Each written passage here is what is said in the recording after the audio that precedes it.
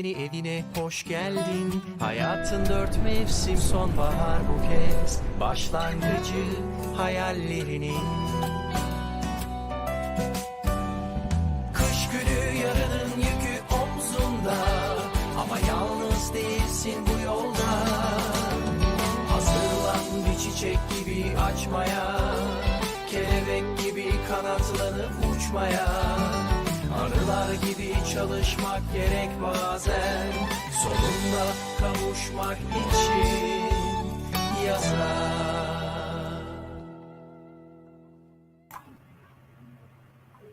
Good morning. Welcome to Maltepe University International Student Congress 2022 again.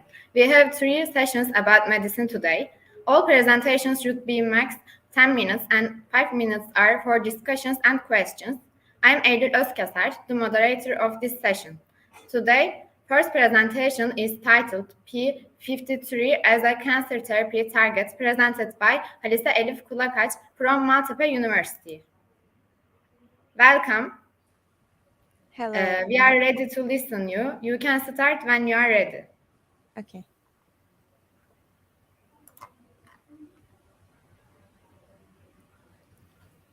Now you can start. Hello everyone. I'm Halise Elif Kulakaç from Maltepe University School of Medicine, Year 1. I'm going to make a presentation about P53 as a cancer therapy target.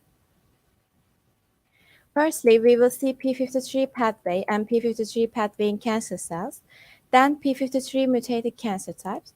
After seeing current cancer therapies and some studies about it, I will make a conclusion. First described in 1979, P53 was the first tumor suppressor gene to be identified. Studies on this gene have increased more in recent years because of its importance. So, why this gene is very important? P53 has crucial functions such as elimination and inhibition of the proliferation. That means this gene prevents tumor formation. P53 pathway is in standby mode under normal conditions. Cellular stresses like drugs, radiation, or UV cause DNA damage. Different stresses activate different intermediate molecules, then P53 is activated. Activated P53 inhibits the cell cycle and repairs the DNA. If it can't be repaired, the path leads the cell to death by apoptosis mechanisms. Mutant P53 can regulate the cell cycle and cells rapidly divide, which means cancer. P53 remains the most common mutated gene in approximately 50% of all human cancers. These are frequencies and type of P53 alterations in different cancer types.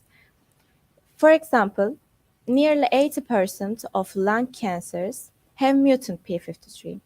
As you can see, the most P53 mutating cancer types are uterine, esophagus, lung, head and neck, ovarian, and pancreas cancers with above 50%.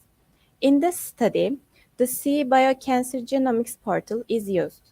It's an open platform for exploring multidimensional cancer genomics data.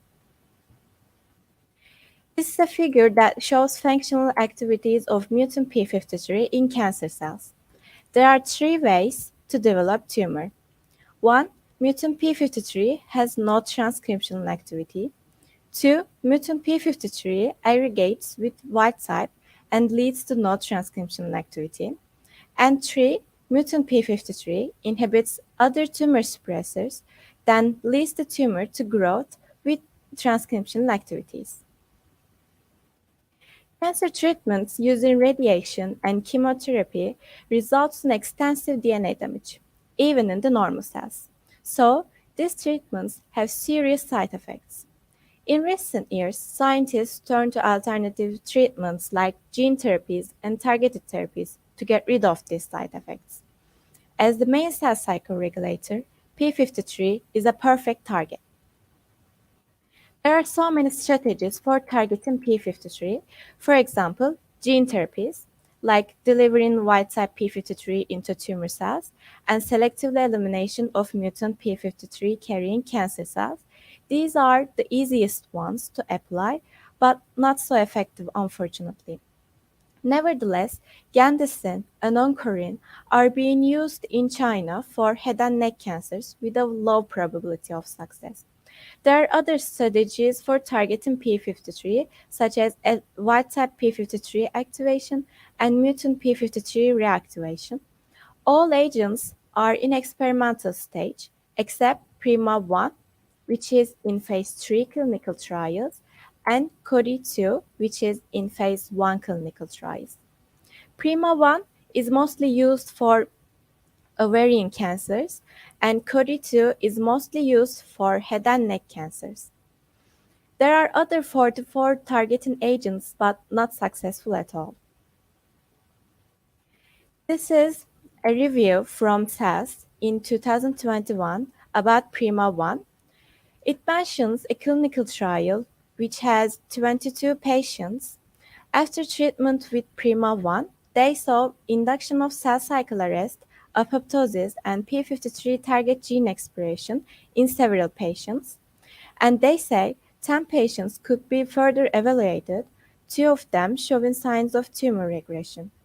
This study shows that PRIMA-1 may have a potential therapeutic effect. Most recent studies, like in 2021 and 2019, emphasize the importance of targeting mutant p53 in cancer treatment. For example, this one says, the pharmacological restoration of wild-type-like activity to mutant p53 arises as a promising therapeutic strategy against cancer. Nature Reviews Cancer has highest impact factor among journals about cancer. An article from there says the same things about drug in the P53 pathway, even in 2009. In conclusion, P53 is the main cell cycle regulator, and most cancer cells have mutant type of it. Subsequently, we can use mutant p53 as a target in cancer therapies. There are lots of targeting agents, but all of them are in experimental stage. Just PRIMA-1 and CORI-2 are in clinical trials.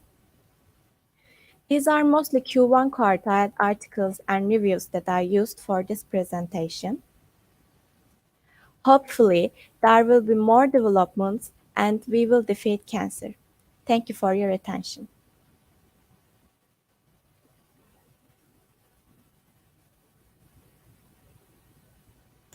Thanks, Halise, for your presentation. Is there any questions? If not, we can continue with Dragana's presentation, which is entitled Research Covering the Citizens of Municipality of Valandovo, North Macedonia for their prevention and early detection of oral cancer.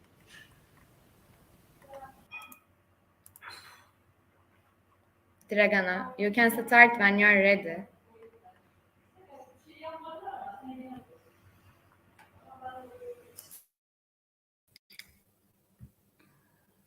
Hello.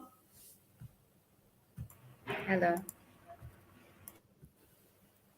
My name is Dragana and I'm coming from Medical University of Skopje, North Macedonia.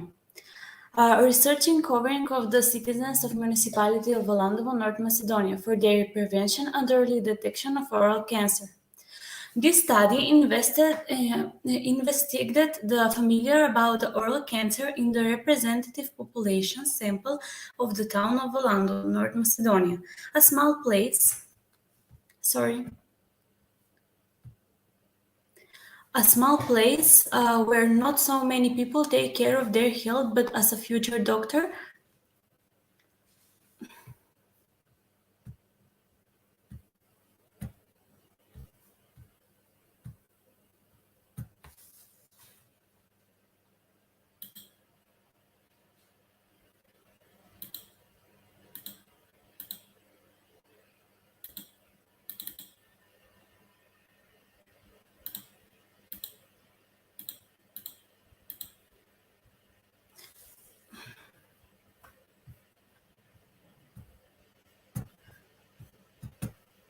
I'm so sorry for this.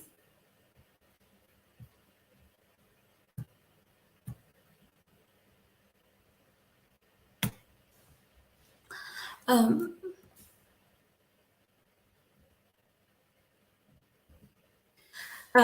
why the research topic is the oral cancer? Think like this: chronic disease and oral health go hand in hand. Disease such as diabetes,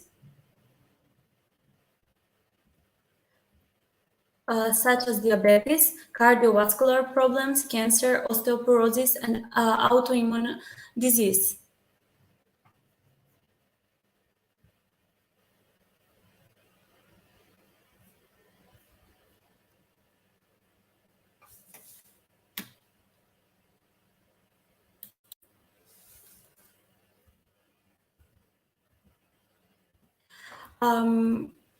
What is the topic? What is the target group of the study? Population of the city of Valandovo, North Macedonia. Materials and methods. A representative survey was carried out by means of computer-aided phone interviews among the population of Valandovo. The interior survey was anonymous. Results: 70% of representative respondents answered that they had a knowledge that the oral cancer is diagnosed at an advanced stage. Only 20 till 40% now. The two most common sites, more than 66% identified tobacco consumption and pure oral cancer lessons as a risk factor. Consultations of alcohol and older age were identified by about 50%. This survey highlights a generation ignorance of whole population about the initial signs, prevention of oral cancer, and life-threatening consequences. Thank you for your attention, and also sorry for my internet problems.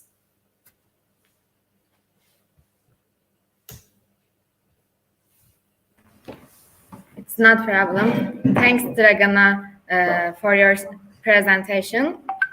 Now I invite Irina for her presentation, which is entitled Correlations of IL-10 and selenoprotein P in hypertensive and non-hypertensive NAFLD patients with different states of the liver damage.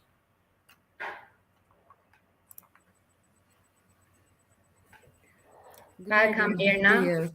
You can start when you're ready. Okay, thank you very much. Good evening, dear colleagues. Thank you for a great opportunity to demonstrate results of our study. So, non-alcoholic fatty liver disease is a cumulative concept and includes a number of pathological conditions from steatosis and non-alcoholic steatohepatitis to liver cirrhosis and hepatocellular carcinoma.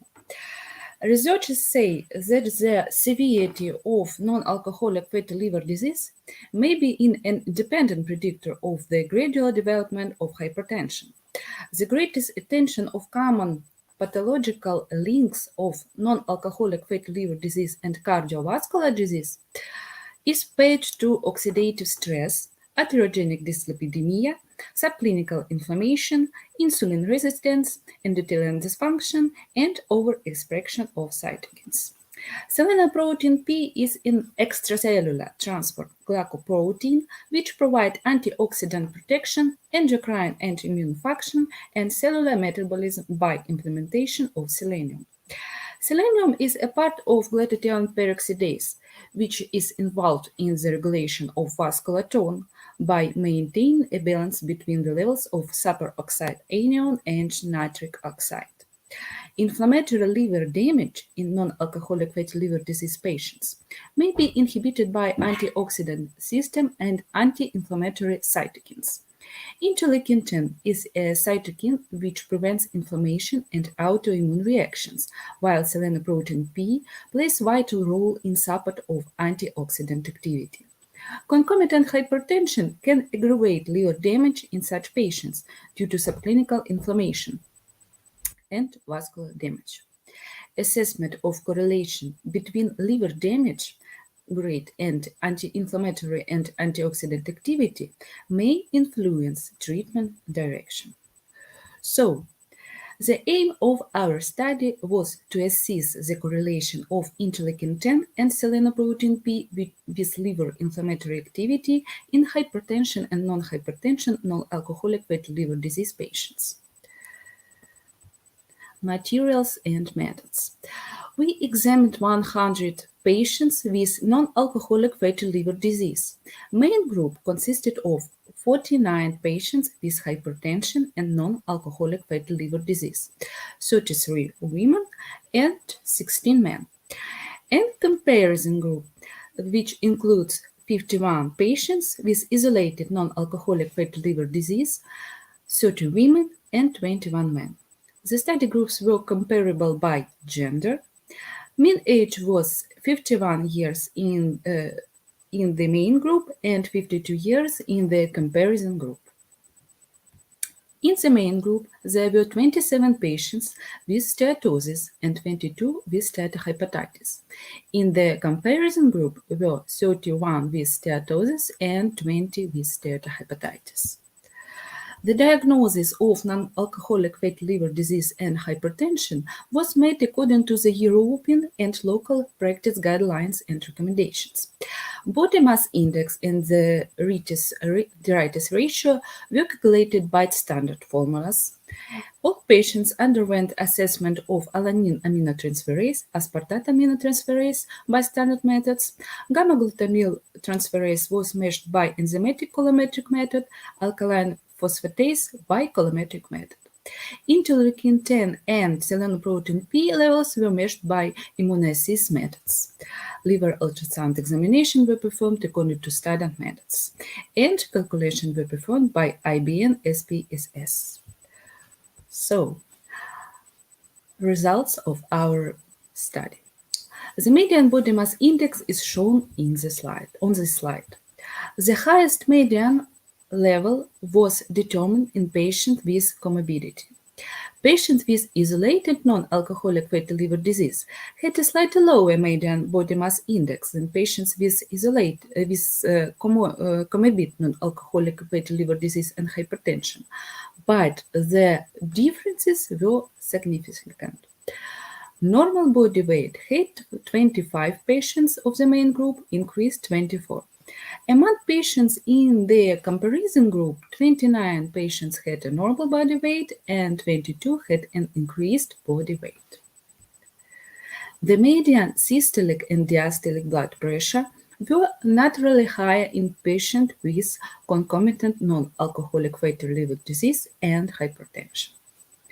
The level of ALT and AST significantly prevailed in patients of the main group. It was almost in 1.3 times higher than in the comparison group. A similar trend was for the median levels of the ALP and GGT. Also, the median ALT and AST levels significantly prevailed in patients with steatohepatitis compared to patients with steatosis in both groups.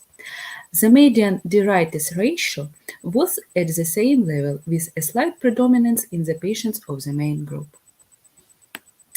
Interestingly, that the median levels of the selenoprotein P were quantitatively predominant among patients with steatohepatitis, but neither differ significantly from that in group of patients with steatosis. Such changes of selenoprotein P metabolism may be associated with decreased selenoprotein P expression and impaired selenium transport to tissues under oxidative stress in patients with steatosis. The levels of interleukin-10 is shown on this slide. They were higher in hypertensive patients, but need not differ significantly depending on liver damage grade. Correlation analysis showed that interleukin-10 had significant negative correlation with AST in patients of the main group and steatohepatitis, while no correlation was observed in steatosis. in patients of the comparison group with steatohepatitis was the same negative correlation between interleukin-10 and AST.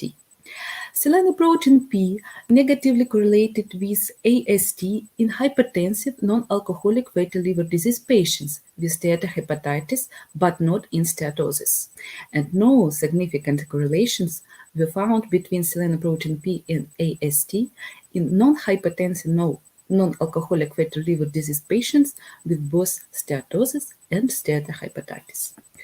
Positive correlations between selenoprotein P and interleukin-10 were found in hypertensive and non-hypertensive patients with steatosis, but not with steatohepatitis. So, we can make such conclusions. Significantly lower median level of selenoprotein P were observed in non-alcoholic fatty liver disease-only patients. Such changes may be due to depletion of antioxidant system in patients with comorbid non-alcoholic fatty liver disease. Levels of interleukin-10 were significantly higher in hypertensive non-alcoholic fatty liver disease patients than in isolated non-alcoholic fatty liver disease patients, which can reflect the intensification of the anti-inflammatory processes in patients with indicated comorbidity. No significant differences in interleukin-10 levels was found depending on liver damage grade in patients of both groups. Selenoprotein P levels negatively correlate with liver inflammation in hypertensive non-alcoholic fatty liver disease patients only. Antioxidant selenoprotein P induction correlates with anti-inflammatory interleukin-10 in initial, but not in advanced liver damage. Thank you for your attention. I will be glad for your questions. Thanks, Irina, for your presentation. Is there any questions? I guess there isn't any question. So thank you. Thank you very much.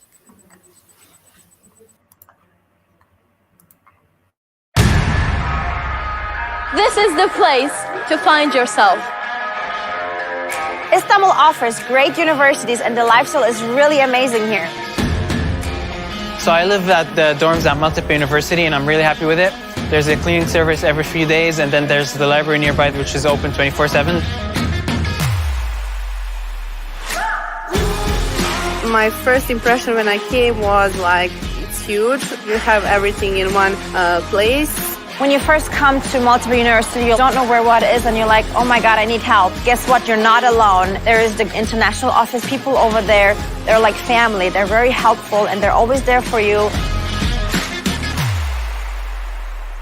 Istanbul is the perfect mixture between ancient and modern. Coming into this city helps me discover myself, learn about so many different cultures, learning about the world, which will help me in writing future books. At Maltepe University, we have a lot of research centers. Because of that, we have the ability to participate in a lot of international projects.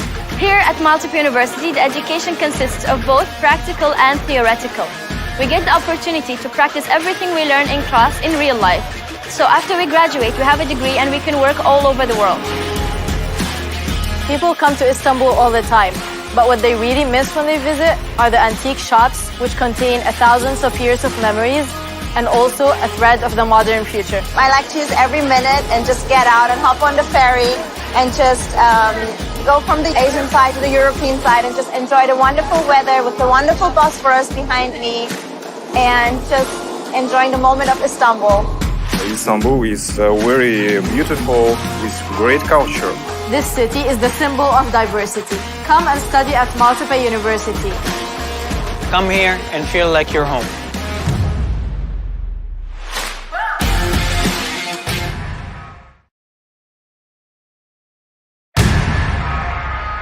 This is the place to find yourself. Istanbul offers great universities and the lifestyle is really amazing here. So I live at the dorms at Maltepe University and I'm really happy with it. There's a cleaning service every few days, and then there's the library nearby, which is open 24/7.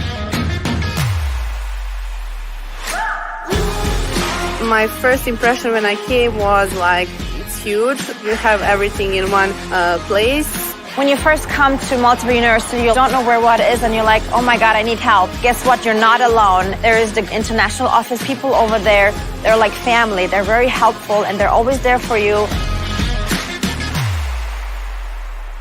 Istanbul is the perfect mixture between ancient and modern. Coming into this city helps me discover myself, learn about so many different cultures, learning about the world, which will help me in writing future books. At Maltepe University, we have a lot of research centers. Because of that, we have the ability to participate in a lot of international projects. Here at Maltepe University, the education consists of both practical and theoretical. We get the opportunity to practice everything we learn in class in real life. So after we graduate, we have a degree and we can work all over the world. People come to Istanbul all the time, but what they really miss when they visit are the antique shops, which contain thousands of years of memories and also a thread of the modern future. I like to use every minute and just get out and hop on the ferry and just go from the Asian side to the European side and just enjoy the wonderful weather with the wonderful Bosphorus behind me and just enjoying the moment of Istanbul. Istanbul is very beautiful with great culture. This city is the symbol of diversity. Come and study at Maltepe University. Come here and feel like you're home.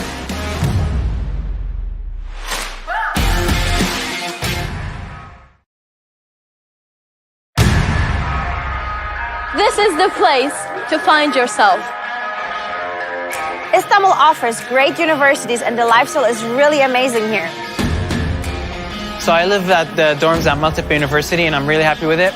There's a cleaning service every few days, and then there's the library nearby, which is open 24/7. My first impression when I came was like, it's huge. You have everything in one place.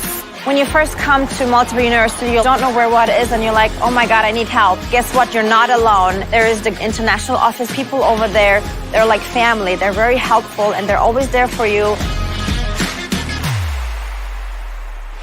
Istanbul is the perfect mixture between ancient and modern. Coming into this city helps me discover myself, learn about so many different cultures, learning about the world, which will help me in writing future books.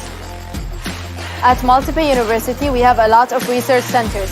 Because of that, we have the ability to participate in a lot of international projects. Here at Maltepe University, the education consists of both practical and theoretical. We get the opportunity to practice everything we learn in class in real life. So after we graduate, we have a degree and we can work all over the world.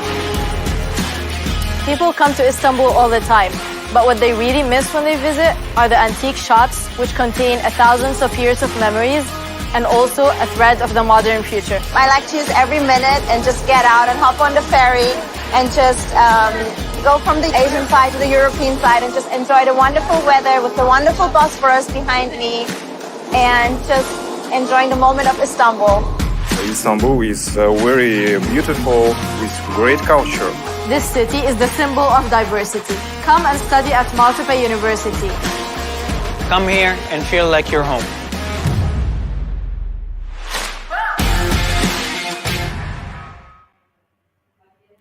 So we can continue with Chandra's presentation, which is entitled Risk Factors of the Development of Itching Aortic Papules and Plaques of Pregnant Women.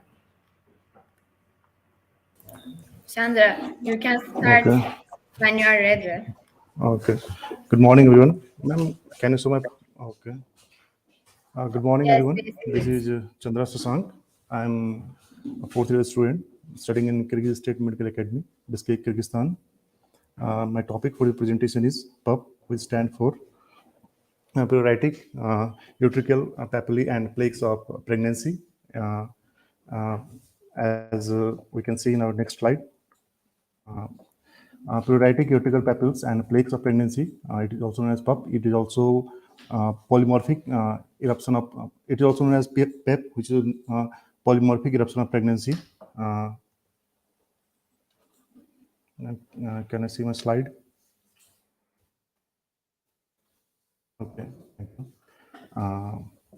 as I was saying, pruritic arterial papules and plaques of pregnancy, that is PERP, also known as PEP, which is polymorphic eruption of pregnancy. It is one of the most common gestational seen in pregnant women, and generally, as we can see in this photo, there is a polymorphous critical presentation seen, and the test for all the laboratory, including blood test, generally comes negative in this PEP test, and we also see the negative direct inflorescence test, and it is one of the PEP is one of the most common disease associated with pregnancy, as it is characterized by pruritus and papules and plaques, along with the pruritus in the area of abdomen, buttocks, and leg generally. And this disease is characterized generally in the first trimester, in the third trimester of the pregnancy, and it lasts up to 7 to 10 days after onset of the labor, ma'am. And moving on to our next slide, we can see the main aim of this this thesis is to investigate the incidence and risk factor involved in PERP in India. So I have collected some data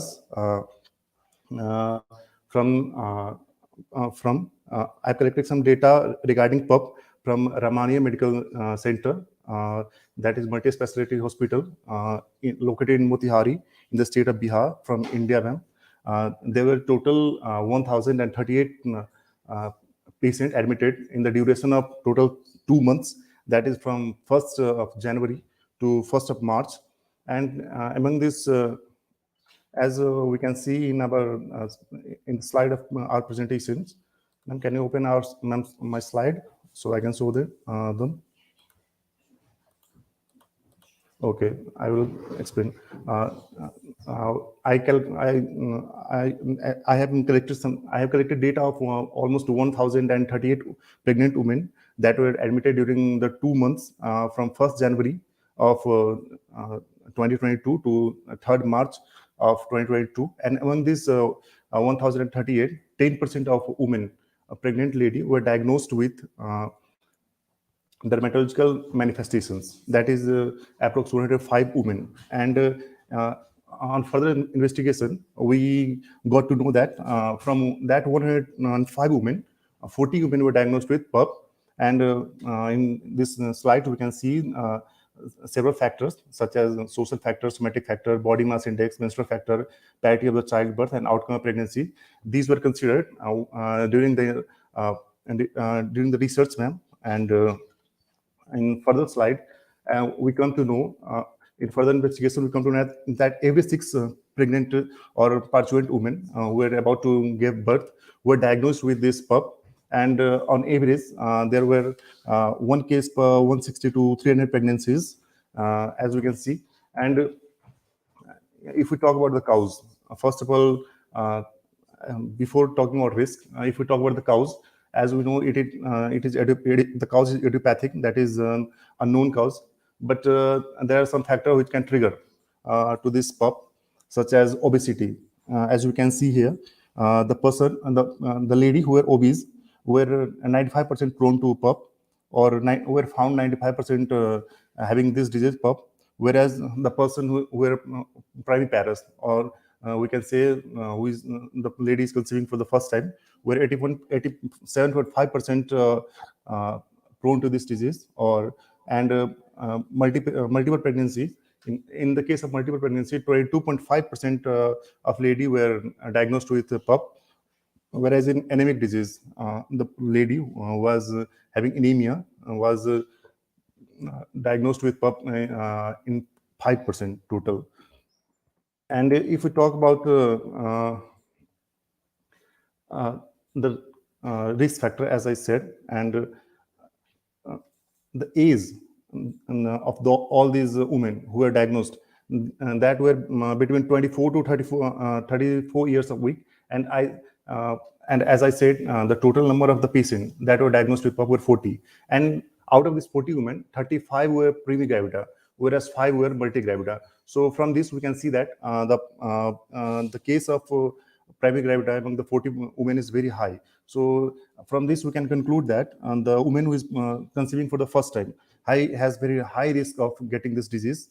And from conclusion, we can say that the prevalence of PUP is in Romania Medical Center, that is was almost 26, one case in per 26 pregnant women. And as I said earlier, ma'am, and the most common or the most common women who are at the risk of this obese, we can say whose BMI is more than 28, or who is conceiving for the first time, primiparous, or who is anemic. From my studies, we concluded that 4 women, as I said, obese, primiparous, anemic, and who have multiple pregnancies. These 4 were at the high risk of getting this disease PUP. That was my thesis and about PUP disease. And thank you for listening to me. Thank you so much. Thanks, Chandra, for your presentation. The next presentation is titled Dynamics of Uterine Emulation with Early Postpartum Contraception, presented by MEDNS.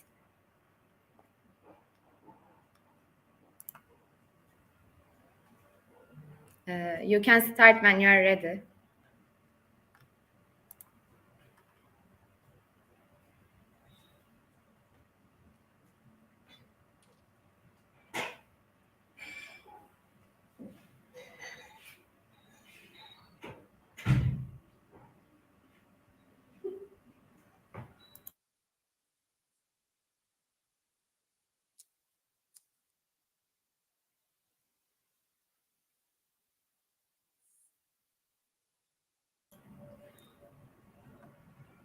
We can't hear you right now.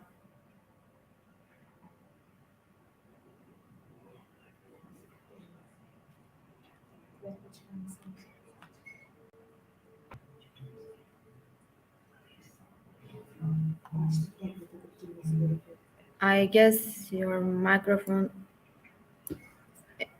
is not working.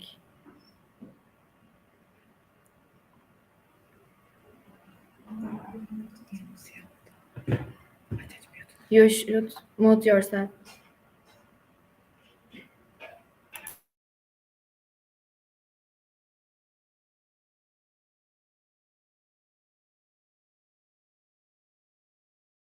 Your microphone isn't connected.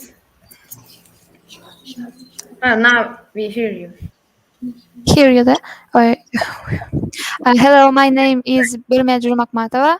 I'm from Kyrgyzstan. I studied Kyrgyz State Medical Academy.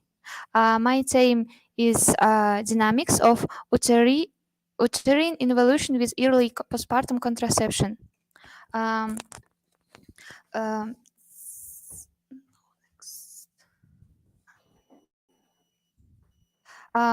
Introduction. Approximately 10% of all unplanned pregnancies occur within 18 months of delivery. Short birth intervals are associated with risk of maternal mortality, elevated risk of neonatal and perinatal mortality, low birth weight, and small size of gestation age, and preterm delivery. Next slide. On one of the reserve to reduce the frequency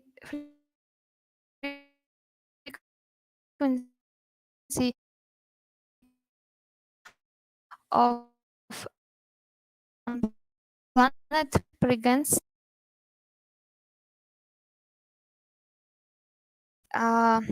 is intermediately or within 48 hours after childbirth. Postpartum IUD is within 10 minutes of delivery of placenta, post-placenta or intracesarean early postpartum, and internet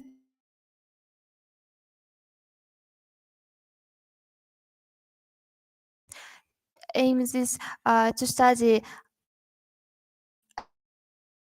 the effect of the intrauterine device on rate of recovery, the postpartum uterus,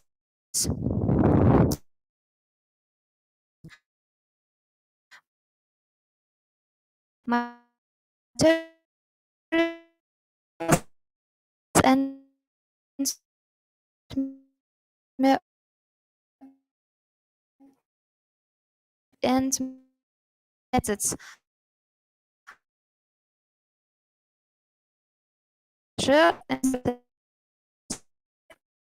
full-term gestation, representation in age of prepares, and parity of labor, and weight of the fetus, and total duration of labor, cesarean section in a planned manner.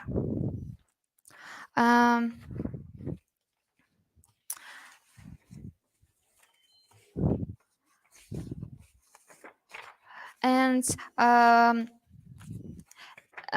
ultrasound examination of uterine involution was carried of the dynamics 12 hours, 24 hours, 48 hours, and 72 hours. The uterine length, width, and anterior-posterior diameter were studied.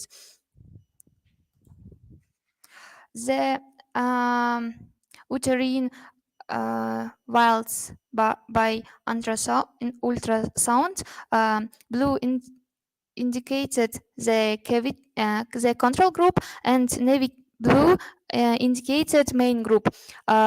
Second day after insertion of IUD, and first day after insertion IUD, and before the insertion of IUD.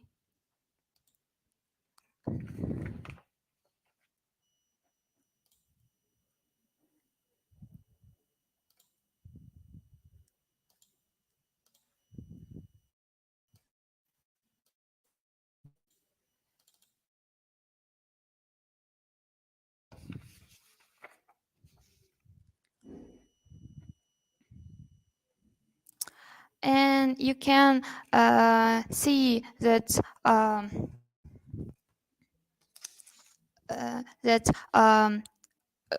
group from IUD inserted and non-IUD.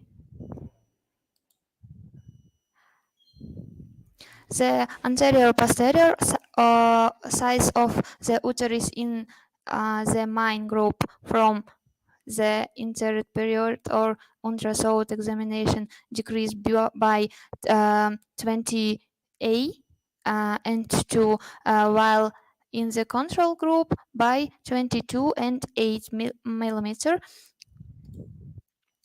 In conclusion, this ignites the background of the postpartum intrauterine device. Uterine involution occur faster in the contrast to uterine contraction without the presence of an IUD in the uterine cavity. Thank you. If you have any question, you can find my email. Thanks very much for your presentation. Is there any questions? I guess there isn't any question. So now I invite Hasan Tuğrul from Maltepe University for his presentation which is entitled New Treatment Techniques in Migraine Disease, galcanezumab.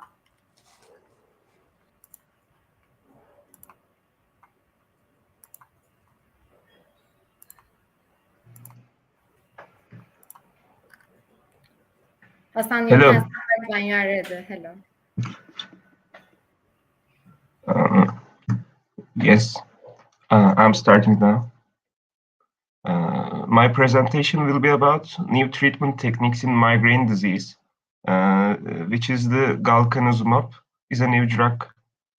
It's a monoclonal antibody. First, I'll start with a case report. It's with a patient from our hospital. Now I'm starting to tell you about this patient.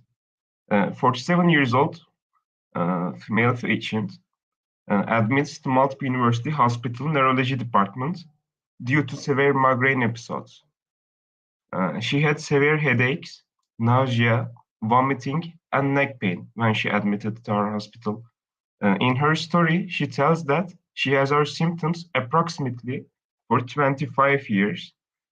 She had used some medication for her disease, such as Topamax 50 milligrams, Lustral 100 milligrams, and some of NSAIDs. She has hypertension, hypercholesterolemia. Aside from that, she has no underlying disorder and chronic disease. So her migraine is her only disease at this moment.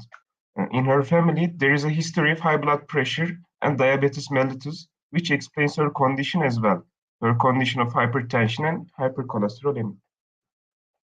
Her migraine attacks are 10 plus days in a month, maybe 13, maybe 14 days in a month.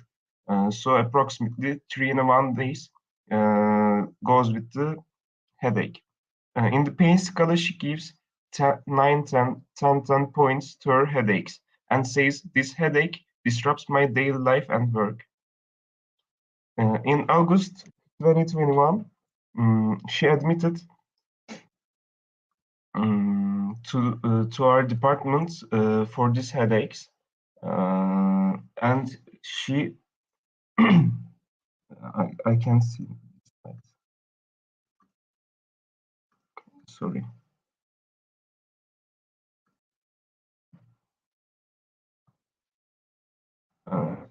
She is suffering highly from that headaches. Thus, we started giving her 1 dose of Emgality, which means galcanezumab, in a month. After the injections of galcanezumab, her MEDNS score, HIT6 score, and anxiety depression scores have dropped dramatically. She reports no side effects of this drug. She takes the medicine for 10 months till now. Only a minor headache one time. Aside from that, she is very satisfied with her condition now and wants to continue this new drug. And now I explain what MEDNS means to you guys in here, which I explained in here.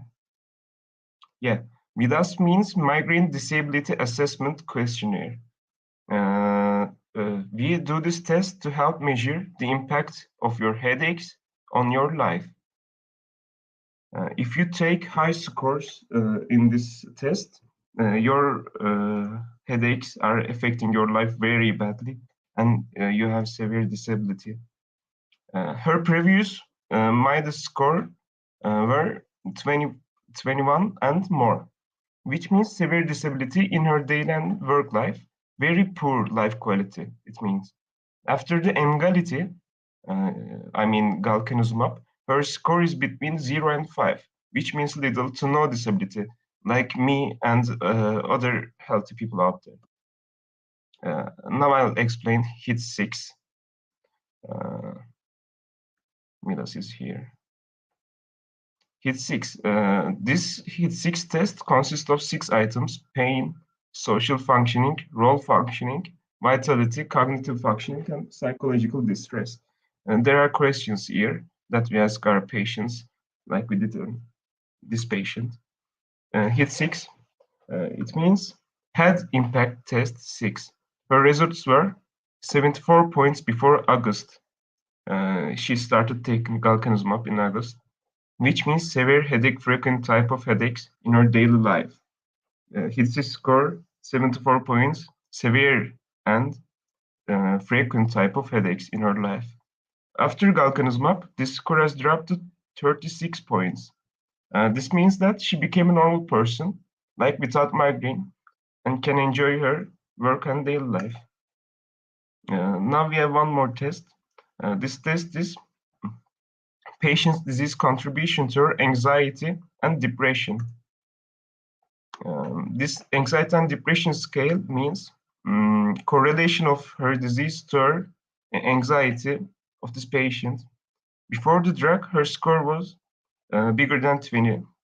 This means that while she had migraine attacks, she had anxiety and were hesitating while leaving home, going to school, doing her life, daily life, and spending her free hours. After galcanezumab, her anxiety depression score is 6, which means non-case at all. Now I'll explain what migraine means. Actually, maybe some of you guys don't know about this disease and want to know much of it.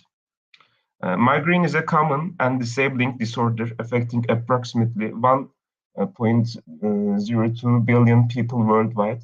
It can cause several symptoms like headache that can cause severe throbbing pain or a pulsing sensation, usually on one side of the head. It's often accompanied by nausea, vomiting, like the patient I previously tell you. He comes to our clinic with nausea, vomiting, and neck pain. Extremely sensitive to light and sound. Migraine attacks can last for hours to days, and the pain can be so severe that it interferes with your daily life activities, like we did in MEDNS scoring and HITSI scoring. That patient was suffering from migraine badly. Sometimes migraine accompanies with some prodrome symptoms and auras. Auras are reversible symptoms of the nervous system. Migraine patients can sense they'll have an attack before their head starts to ache. That's what aura means. you sense you are going to have a migraine attack before you have a migraine attack. Galcanezumab. Now I'll talk about galcanezumab, that magical drug previously talked about our patient. We can use some medication for migraine, but their variability differs. Before using galcanezumab, our patient used NSAIDs, triptans, Lustral, some antidepressant drugs. For example, NSAID, triptan, beta blocker, calcium channel blockers, etc. These drugs can be used in migraine disease. But there's a new drug studying in migraine. About a year ago, this drug started using in our clinic. For about prophylaxis and acute treatment, this new drug's name is galcanezumab. We have used galcanezumab in our clinic and had very good results. Calcitonin gene-related peptide has been identified as playing an important role in pathophysiology of migraine. Galcanezumab represents the latest disease-specific and mechanism-based treatment for the prophylaxis of migraine. Galcanezumab shares data also for the prophylaxis of cluster headache.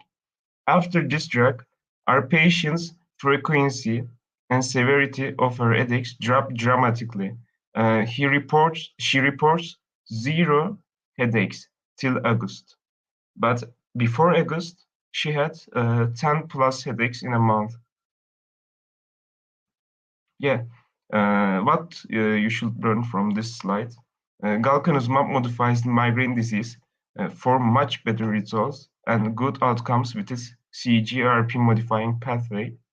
We are currently recommending this drug to our patients who suffer chronic migraine disease. For now, there has been no adverse outcome, and patients are very pleased with the results. There is no side effect of these drugs we see now, and other researchers report no side effects of these drugs either. So it's a very safe, very effective, very magical drug for migraine disease. Yeah, that's about my presentation. Thanks, Bassam, for your presentation. Now we continue with Hakan's presentation, which is entitled Facial Paralysis After COVID-19 Vaccines.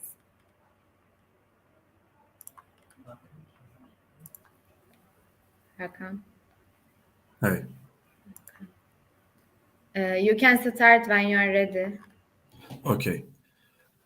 Facial paralysis after COVID-19 vaccination. I start with case report. Angie is a 60-year-old female patient. She admitted to Maltepe University Hospital Neurology Department with complaints about numbness in the right half of face and swelling. She complained 5 days after the first dose of Sinovac vaccine. She has underlying diseases like hypertension, diabetes mellitus, FMF, familial Mediterranean fever, and she had hysterectomy and hydrocephaly in her past. She uses antihypertensive and antiaggregants. She has 1 child and history of 5 abortus. She has no bad habits like cigarette and alcohol. Her father had tuberculosis and her son has FMF too. She has had COVID-19 in 2020 January and got her first dose of Sinovac vaccine in March 2021.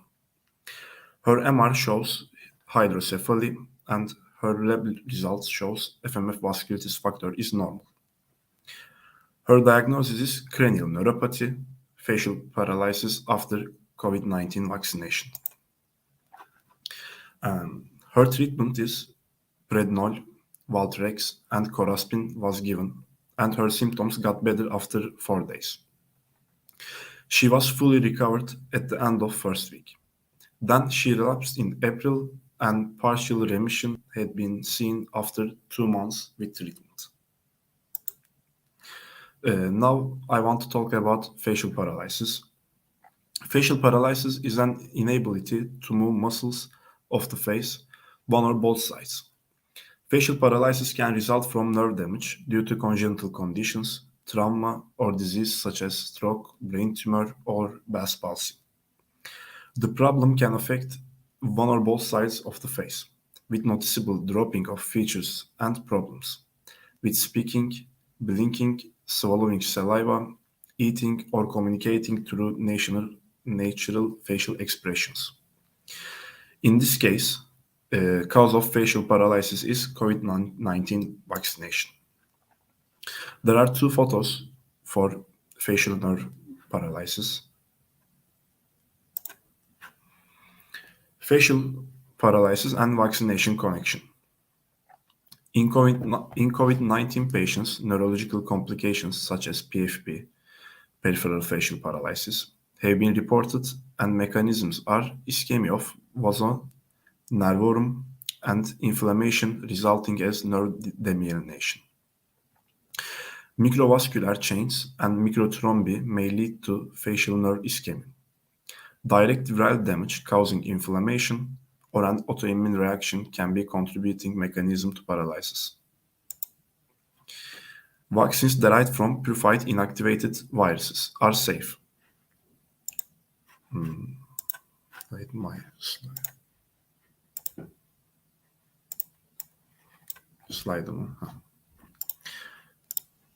Sorry.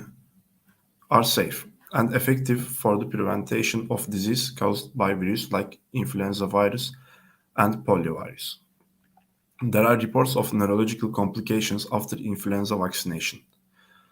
Possible mechanism of PFP after vaccination can be stimulation of an immunomodulatory reaction to adjuvants. The mechanism of neurological complications after COVID-19 inactive vaccination is uncertain. Stimulation of an immunomodulatory reaction to adjuvants or local host response may be the mechanism working in this vaccine complication. In our study, which conducted in our neurology department for the past 1 year, present data on 490 people. There are 63 cranial neuropathies and 12 of them are facial paralysis. There is 2 charts of our statistics. And that's all. Thank you. Thanks, Hakan, for your presentation. I want to thank all participants for their valuable presentations. Now I close this session. The next session will begin at 1 p.m. See you later. Zorlukları geçtin, yeni evine hoş geldin. Hayatın 4 mevsim, sonbahar bu kez. Başlangıcı hayallerinin.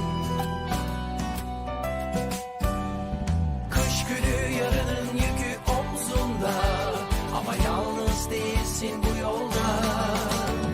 Hazırlan bir çiçek gibi açmaya. Kelebek gibi kanatlanıp uçmaya. Arılar gibi çalışmak gerek bazen. Sonunda kavuşmak için yaza.